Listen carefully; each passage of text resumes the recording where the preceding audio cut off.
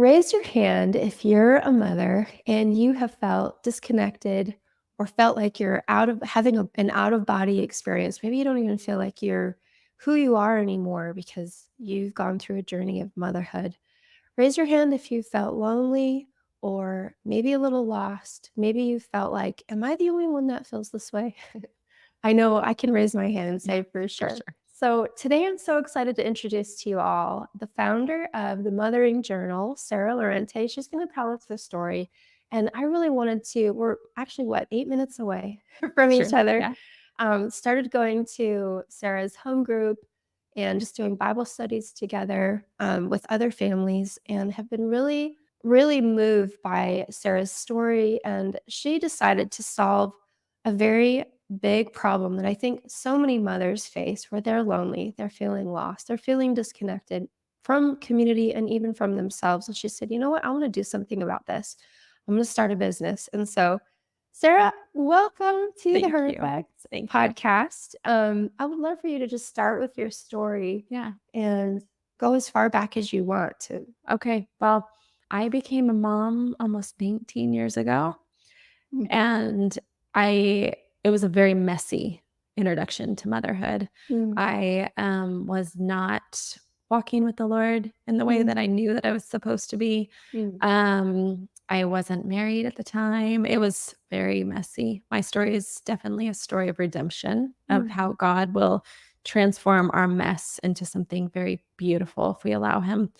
So my oldest is almost 19, and we have 5 now.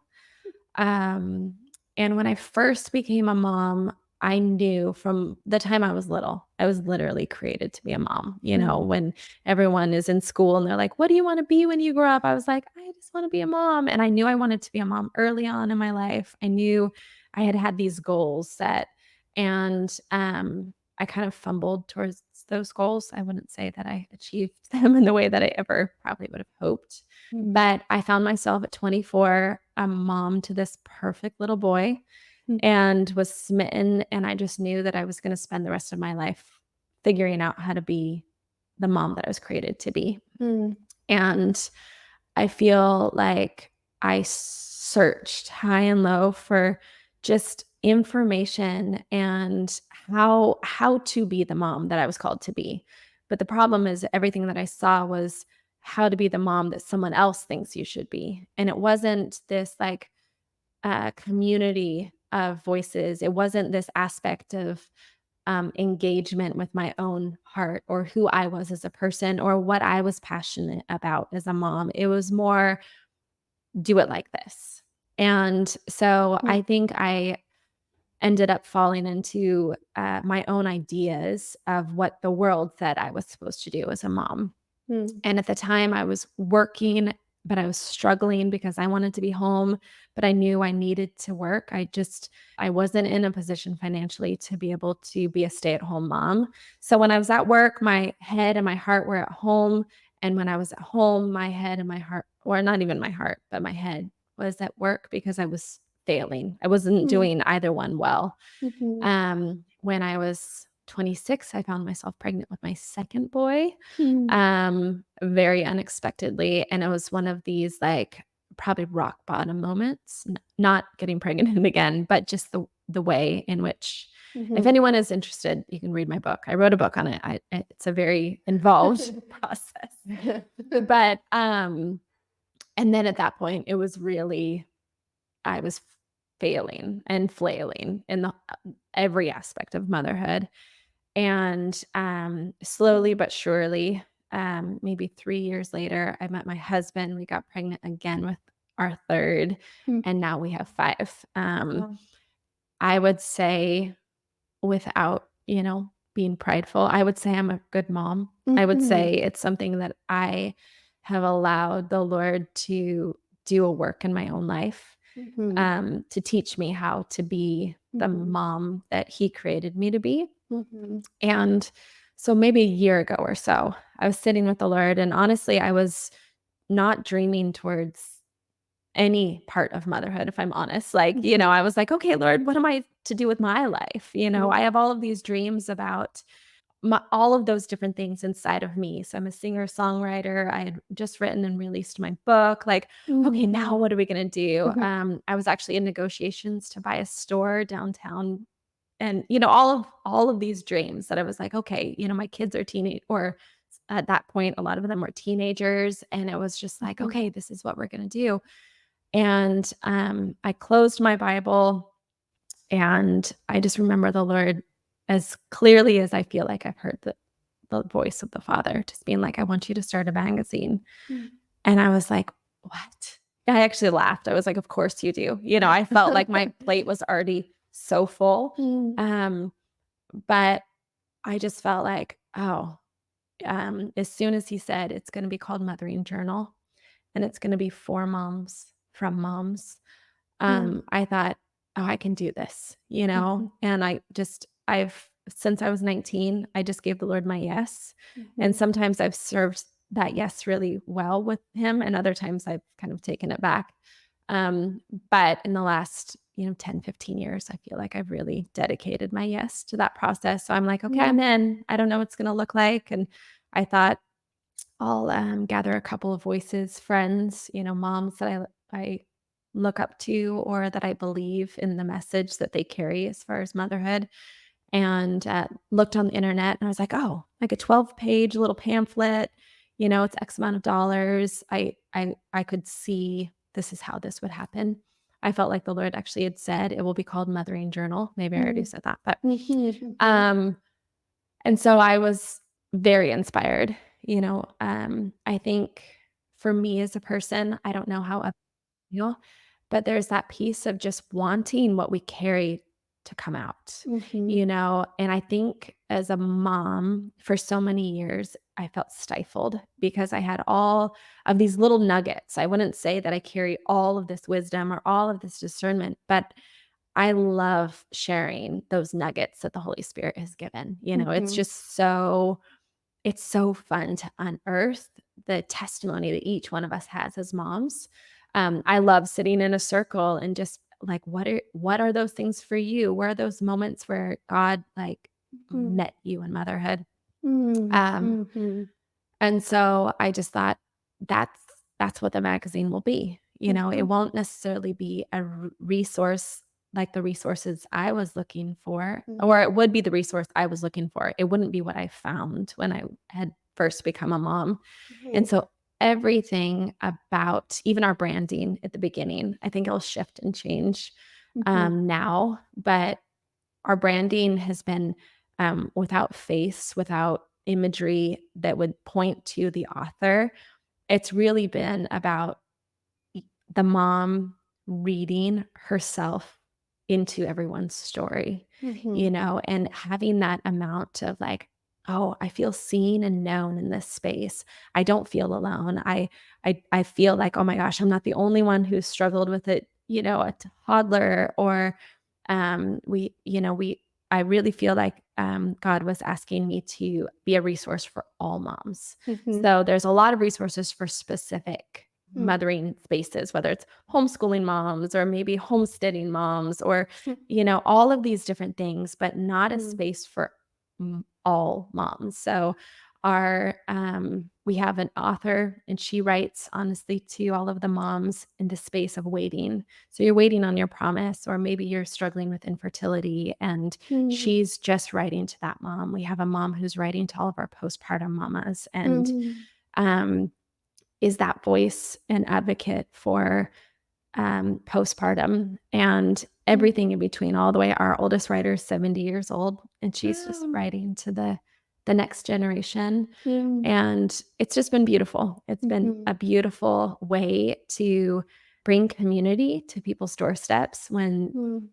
we find ourselves as moms, maybe not in a way that we can actually go and be part Mhm. of all of these things, especially when we have littles. Mhm. Um, so this is where Mm. I found myself in the middle of a Wow. magazine mess. The So, highs and lows of all of it, yeah. well, thank you for sharing your story. I feel like there's so much more to uncover, especially if you go back to the beginning. A couple things that you Yeah. said that really stood out to me was you found yourself sort of in this mess, not being the mom that you felt that you were called to be and looking for answers. So first, I would love to know, like, what is it that you felt like you were missing?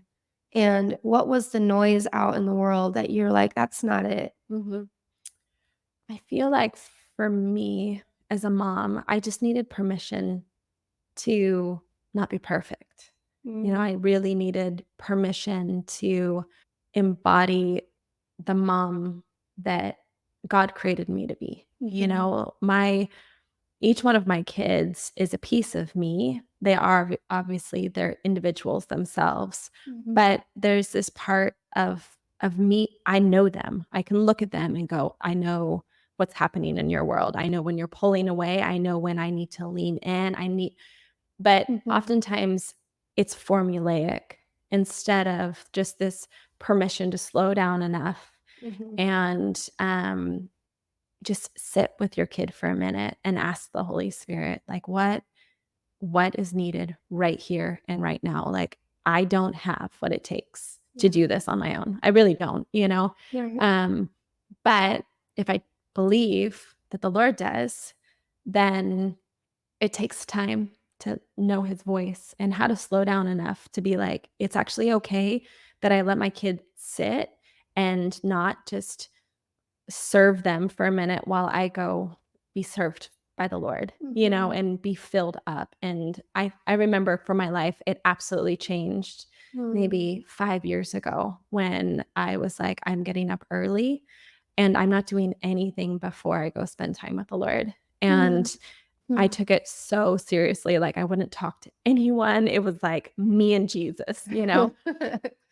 Mhm, And I had lots of guilt about it, and it felt weird. Even my husband was like, "Well, you're getting up so early, and that means you have to go to bed earlier," and all of these different things, and I just realized mhm, I I need my kids to see that I need him more than I need them, mhm, and I feel like I wasn't hearing that a lot.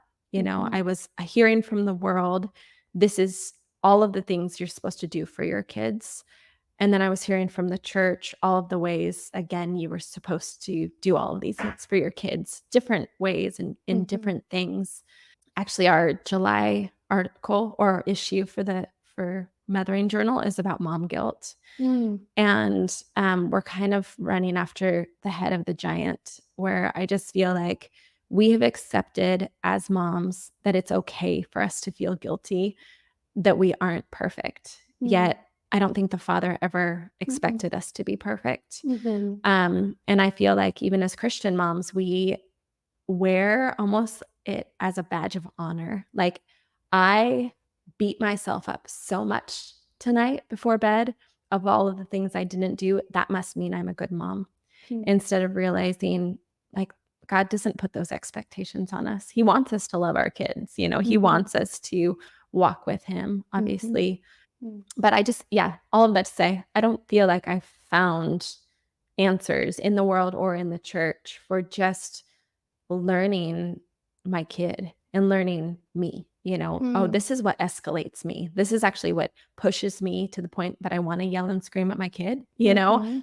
Instead, I would just like get there and then feel really guilty that I just yelled at my kid. And I'm like, but I don't actually know how to, like, I don't feel like I've been given permission just to say, I need a minute. Like, I need to go be alone to gather my Mhm, thoughts. mhm, And maybe I just wasn't looking in all the right places. Maybe there were resources, but mm, from what I could find, it was like either control your children like this or control yourself like this mm, instead of learning mhm, the dance, I think that mhm, is motherhood.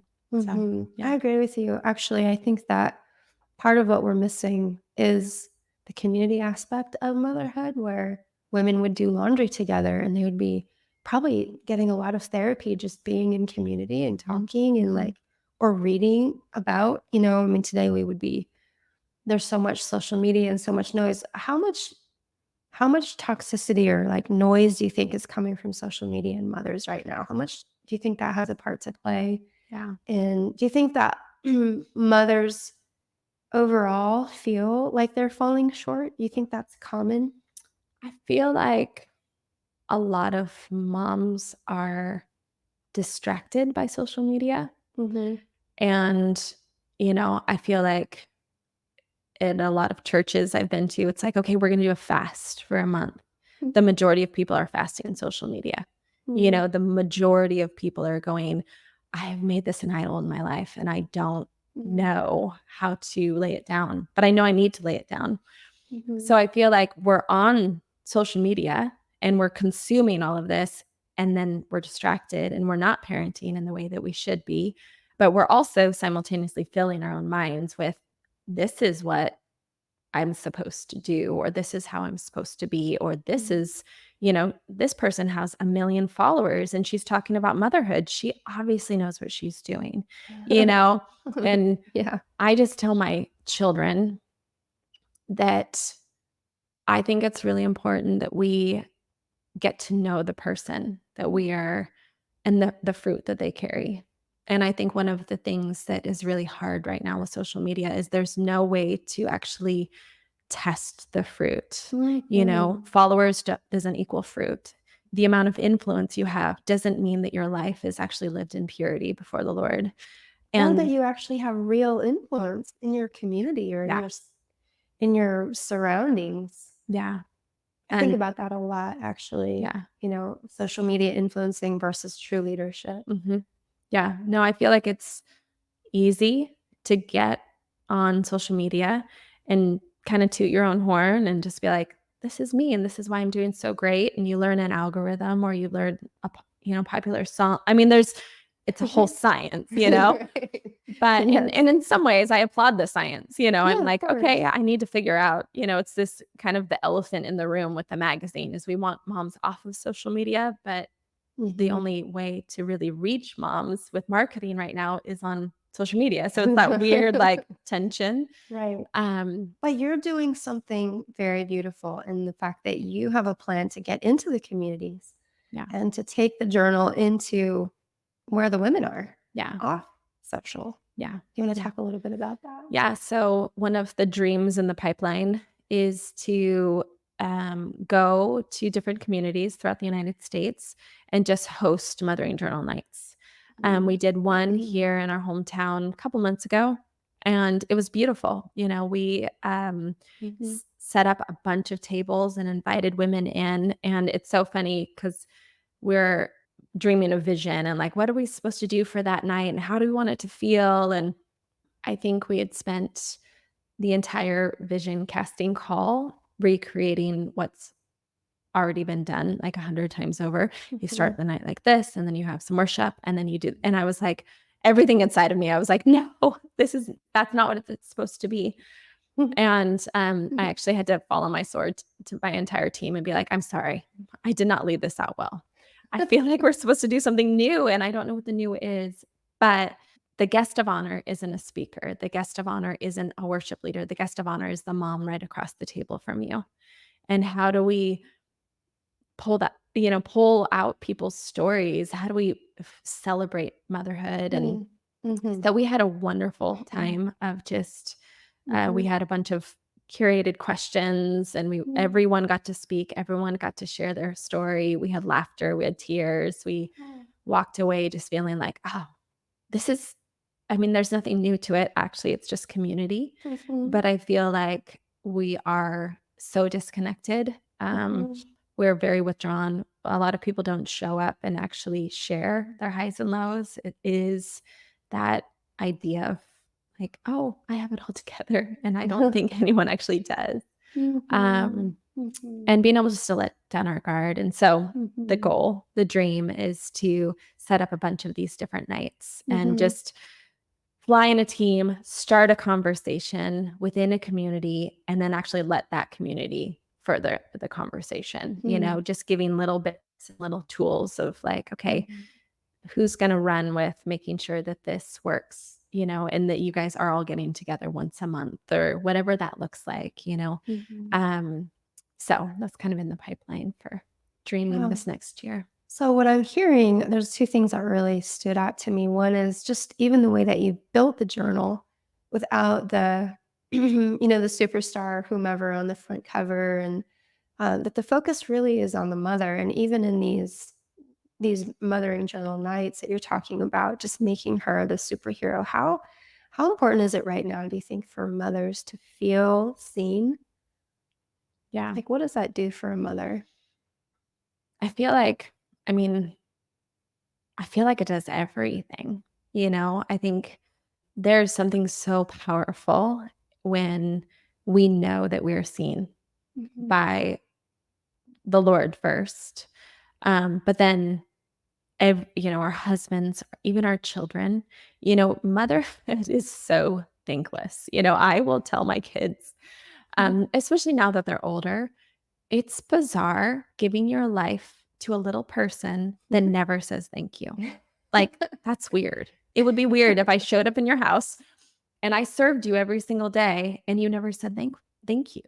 Like, and actually you just expected it of me. Like, that's so strange. I was, just talking with a woman the other day about like the teenage years, and she was like, Mhm, someone had said that we shouldn't take personal all the things our kids do to us in their teenage years. mm, Um, and I lovingly, respectfully disagree, because I want my kids to be accountable for their actions. I want them to think.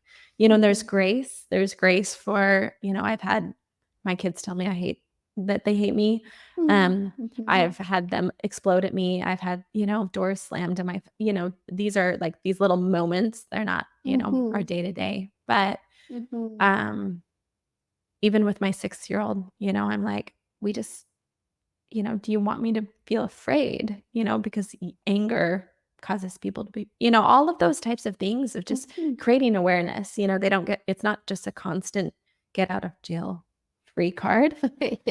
But I think in that aspect of motherhood, of knowing like I'm seen in this space of like, I don't think any of them understand how hard this is. Like, we Mhm, don't know what we're doing. They expect us all to know what we're doing. mhm, And to have another mom or our husbands or even our kids just being like, "Wow, thank you.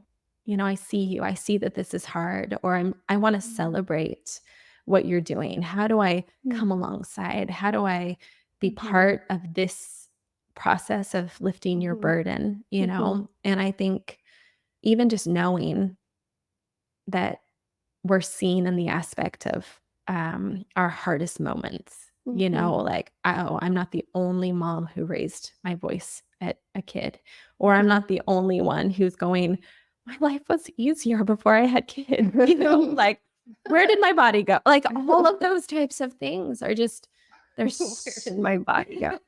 yes, yeah, but Right. it's so real. It's a Mhm, sacrifice. Every piece of it is a mhm, sacrifice. mhm, And I think it's a noble, beautiful cause, obviously. mhm, But I think when we feel seen and celebrated for that sacrifice, I mean, I think there's a reason why we take communion and we thank Jesus for his sacrifice so often, mhm, because there's something about celebrating sacrifice. Be- mhm, it is that aspect of being seen. It is that aspect of like, I see what you're doing and it's mhm. noble and it's worthy, and keep going. Mm.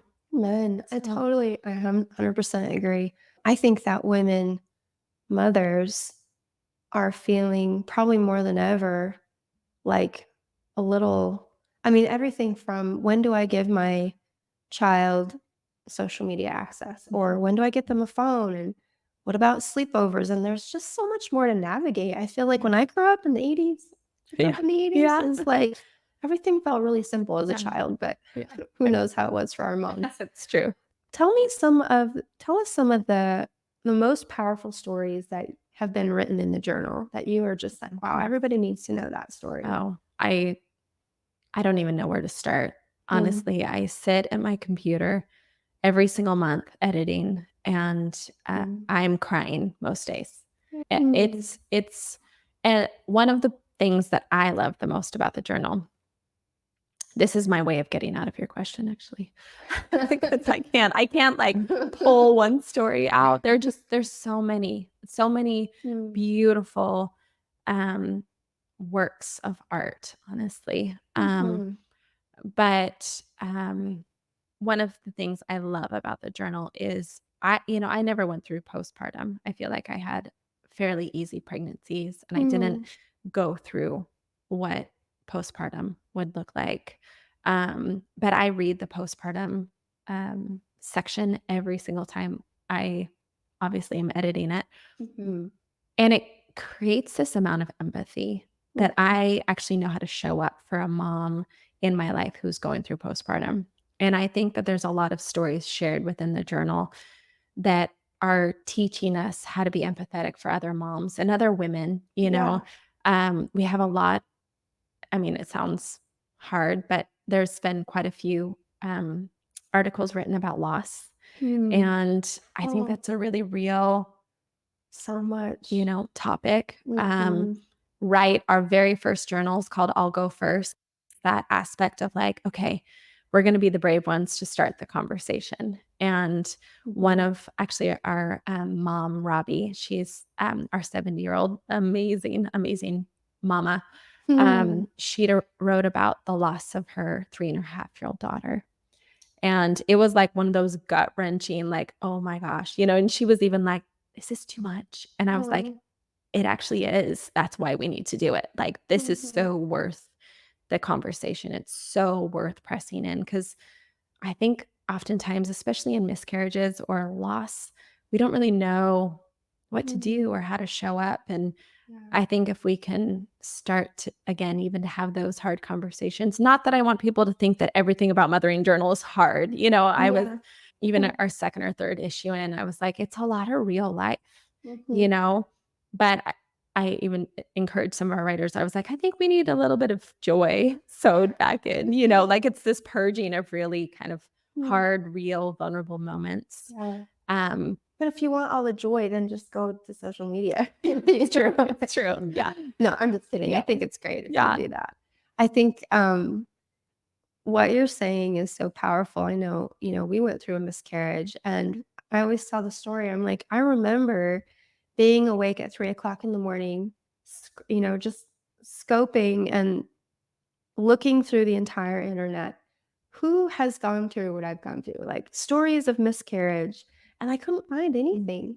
And I felt so alone. And I remember, I think there was one person, one influencer that I found that had had a miscarriage, and she talked about, this isn't talked about enough. And I just remember feeling like, gosh, almost as it wasn't. It was kind of like a looming guilt of like, what it my body failed, Mhm. and am I the only one that has failed in a way that, like, I had no control over, Yeah. you know? Yeah. And so I think what you're saying is so powerful because there's not enough of the vulnerability of the real stuff Yeah. anywhere from what I've found. No, it's a very I mean, I don't know why it's such a hard conversation to have. Mhm. I think because we are disconnected from one another a bit. Mhm. It feels like when we are together, we should just like share all of our highlights, or Mhm. maybe we're just really programmed by social media. So it's like, here's Mhm. my highlight reel. This is, Mhm. But we've actually had two of our writers since we started the magazine suffer miscarriage. Oh, And no. so they've like from like Oh, wow. literally the raw, just like, one of our mamas is like, I think it was in her first couple of sentences was like, I just got pregnant, but before you congratulate me, I need you to know I've also lost my baby. And that Oh. feels like a weird thing to start that way. But, she was like, I don't want all of the like, oh, that's so great, just to have to tell you, I also Mhm. lost my baby, Yeah. Mhm. and it was just her process of like, it's confusing and it's hard. And you doubt your body, you doubt God, like, how do Mhm. we have this Yeah. conversation? But also what the redemption on the other side looks like, you Mhm. know? You always hear Yeah. people say, that we need to share our scars, not our open wounds. That's Mhm. like a whole mantra in entrepreneurship is Mm. you got to struggle alone, let it become a scar, and then talk about it. But Yeah. I think there is a pivot, especially on the topic of motherhood and even like marriage, for there to be room and space. I think tolerance is very low for carrying each other's burdens and Yeah. pain. And like we don't know how to do that as a society. Everything's, get it fast, get over it, and just move on. But we can see even in the stories of scripture and in the New Testament where we're admonished to carry each other's burdens Mhm. and to do life alongside um and I think we need to know how to lean into pain with each other, Yeah. help carry. I think there's even a lost art in knowing how to handle when somebody comes to you with a problem or Mhm. with pain. It's like people want to fix it. It's Yeah. like, no, no, the art of just sitting Yeah. with someone that you care about who has Yeah. gone through pain and not trying to like rush out of the grieving process. Yeah. Well, and I think we do such this, like, I like to joke around it where someone's talking and you automatically are like, "Oh, this reminds me of a story about myself." We do this like, "Oh, the way for me to, like, fix your problem is to let you know that I can relate." Mhm. Instead of being like, "I don't know that you care if I can relate in this moment." You might probably just need to be heard, or Mhm. like, we're just not okay with silence anymore. Mhm. I know for me, it's like my biggest, because I'm a fixer. My kids come to me and they're like, I'm just in pain. This thing is happening in my world. And I'm like, okay, God, I need you to show up. I need the divine wisdom. I need the discernment. I need all of the things. And he's like, or you just be quiet, Mm. and it's honestly, Mhm. it's very hard for me. I need to get better at it. I'm right there with you. But I think it's something worth relearning, I Mhm. think, or maybe we've never learned it. I don't really know. Mhm. But I think Mhm. there's beauty in, even that aspect of what you were saying of, like, the open wounds versus a closed scar. I think some of the most intimate ways that healing comes is when God brings antidote through someone else, Yeah. you know? And that's either how they've loved us in the midst of our pain. Sometimes it's just opening up and talking about our pain that we're like, oh, I needed someone to know. I think we are, especially in the Christian world, we're really hyped up on testimony, which is beautiful, Mhm. but it creates this false illusion that a testimony is only powerful when it's finished. Mhm. Instead of realizing, like, there's so much grit, there's so much hard that happens. And if we feel like we're robots being used by God for a testimony, it Mhm. actually keeps us at a distance from the Father, And Mhm. how do we, I met this girl. She's a friend, so I felt like I could speak very candidly into her life. Mhm. But she had almost died. She had almost actually bled to death. Um, they have no idea why. Just literally woke up one morning, started bleeding to death. Oh my goodness. And her friend found her passed out in the bathroom. And anyhow, she went on to just celebrate that it was a very short amount of time after that she was sharing her testimony, and so many people were getting healed. She would pray for people, and Mhm. they were inspired Wow. by her process and faith, and Mhm. like, don't hear me wrong. I think those things are really powerful and they're Mhm. very good. And, you know, Mhm. there is the aspect, absolutely, of testimony, Mhm. very much so. But she was sitting in my living room and I was just listening to her talk, and her words and her mouth didn't match, and I was like, I don't feel like you're actually okay, Mhm. you know? And she was like, just still have a lot of questions, Mhm. like, why did God allow me to go through this so that I could have this testimony, so that I could. And I was like, I think that you kind of have it wrong. I don't think he did this to you so that you could bring him glory through him saving you. I think this just happened because we're in a fallen world and there's so much, Yeah. you know? Mhm. But his goodness got you through it. His goodness Yes. saved you. Amen. But I Mhm. just felt like I was like, you're literally walking around with a bleeding heart. Your body isn't bleeding anymore, but your heart is bleeding out. Like, Mm. the Whoa. Holy That's a Spirit word. needs to come and cauterize your heart Mm. because you're so confused Yeah. and you feel used. And I don't think Mhm. God ever uses us in Mm. that way. Amen. Oh, that's a good word. Um, Mhm.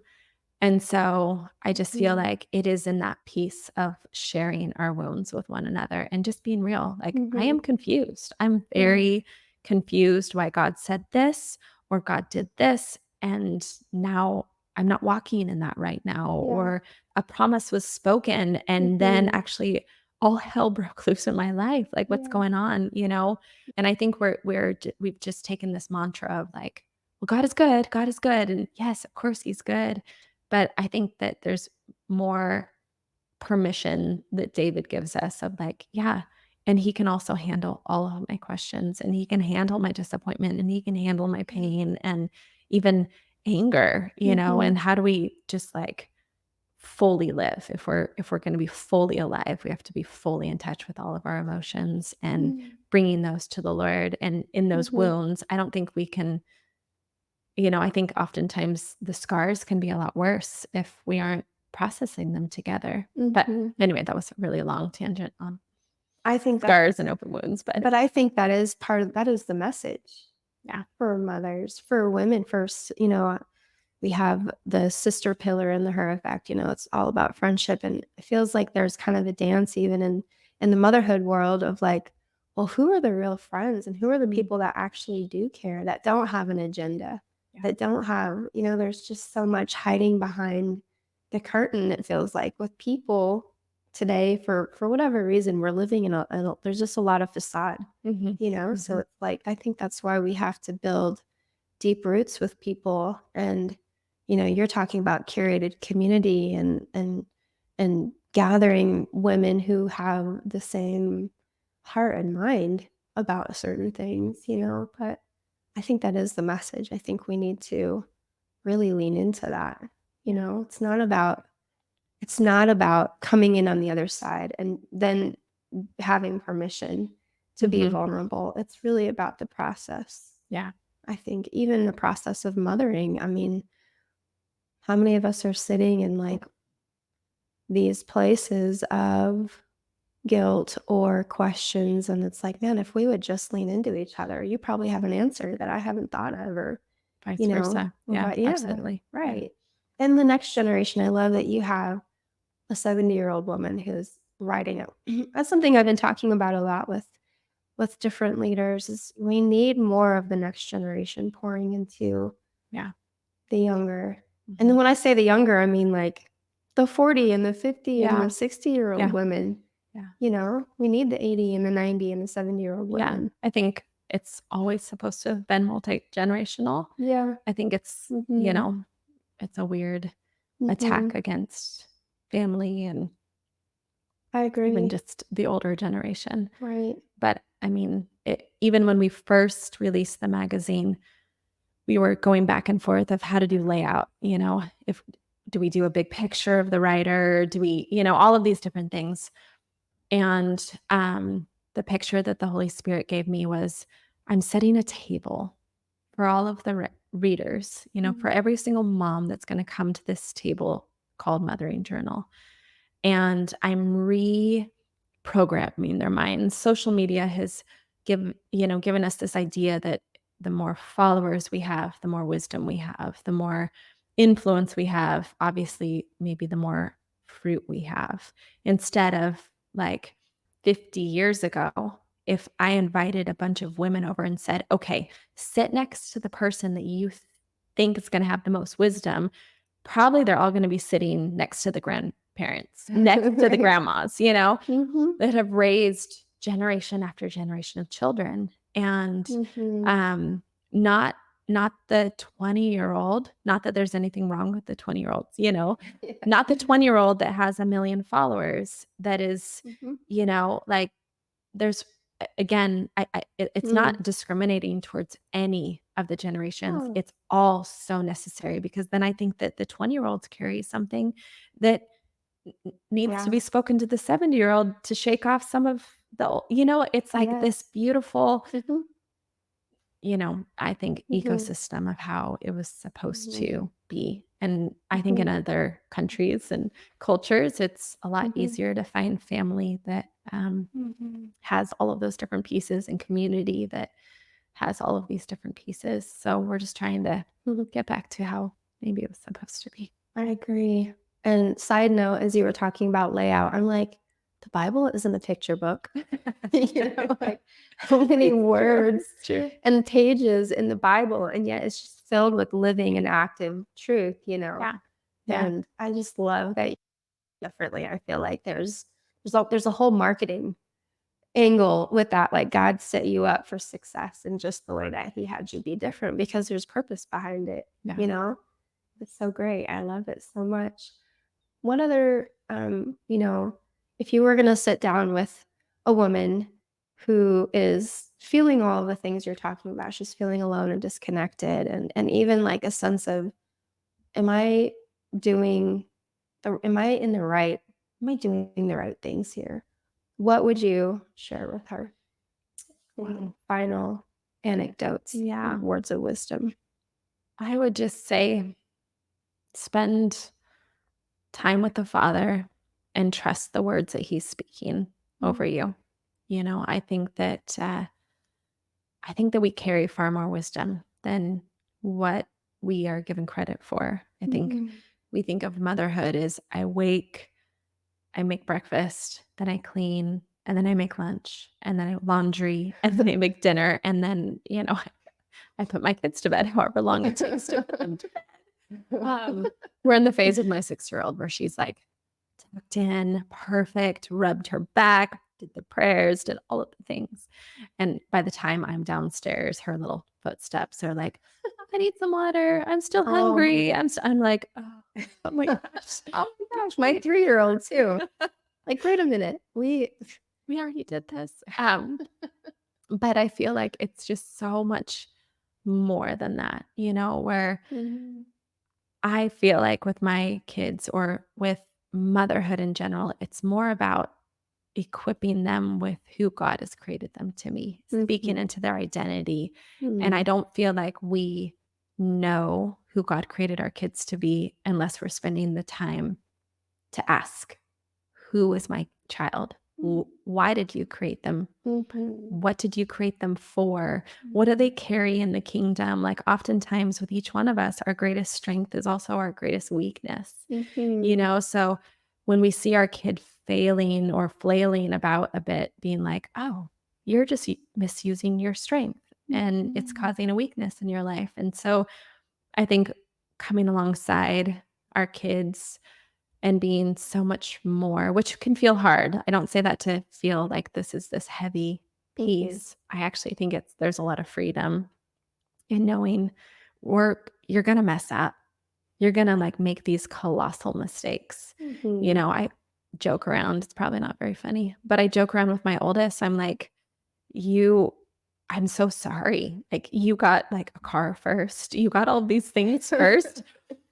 But you also got, like, the short end of the stick of me having no idea what I was doing the first time around, and now he's like, "Wait, why do you do that with my Oh youngest my sibling?" And goodness, I'm that like, is a conversation in our house. The "Yeah." older is like, "I have to wait till I was 15 to get the thing and see the movie and You're like, whatever." "Sorry, I just was dumb," or I don't know. Maybe I don't care as much now, like, I'm just learning how to not die on that mountain. So But, true. yeah, I just think there's a lot more joy to be found in motherhood if we can strip away the Mhm. things that just really aren't that important, you Yeah. know? Mhm. All of the mundane things of, like if Mhm. you need to do Instacart rather than taking all of your kids to go to the grocery store, just do it. Mhm.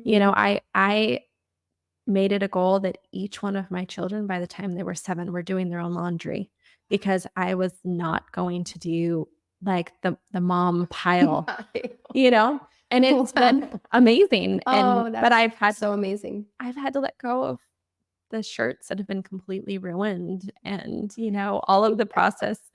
But, I just think Yes. that there's more hours in the day to find the joy if we just kind of let God give us our Mm. marching orders every day. I think that Mhm. his grace carries us and if he's asked us to do it, the word says he'll actually provide for it. Mhm. So if we're not walking in abundance, then perhaps we need to go back to the drawing board and ask him, did you ask me to do all of these things today? Or did Mm. I say I was going to do all of these things? Did I determine that my life would look like this with my kids? did we ever even ask him? Because Mhm. if there's not abundance, if there's not joy, if there's not the lightheartedness of just getting to be childlike with our children, then we're probably carrying things that he never asked us to carry. Yeah. And having those real conversations with God, like, Mhm. oh, I thought it was supposed to be like this, and Mhm. him getting to be Lord rather than us Mhm. dictating what that looks like. Oh, So wow. So anyway, powerful. This is the second conversation I've had in the last month or so on the podcast about knowing your children. mm, But I love that you're talking about going to the Lord to know your children. mhm, It's not just about spending time with your kids and knowing them one on one. It's about like, what does the Lord have to say yeah, about your child? hmm, Man, there's been so many good gold nuggets in this conversation, Sarah. And I just mm, want to say, you're doing an amazing job. thank you, I thank you, mean, truly, mother of thank you. 5, starting and running a business, Mm, being a pillar in the community. I know that you're doing so much, and I'm just thankful to know you. So, thank you for having me and getting to be part of your world. yes. Well, okay. Everyone here should subscribe to the Mothering Journal. And if you're in the Tennessee area, the next time you're doing a gathering, Yeah, our girls should show up. So it'll thanks be for being amazing. here. Thank you. So excited for what you're doing. All right. Thanks for listening to today's show. Hit subscribe or follow and be sure to share this episode with a friend.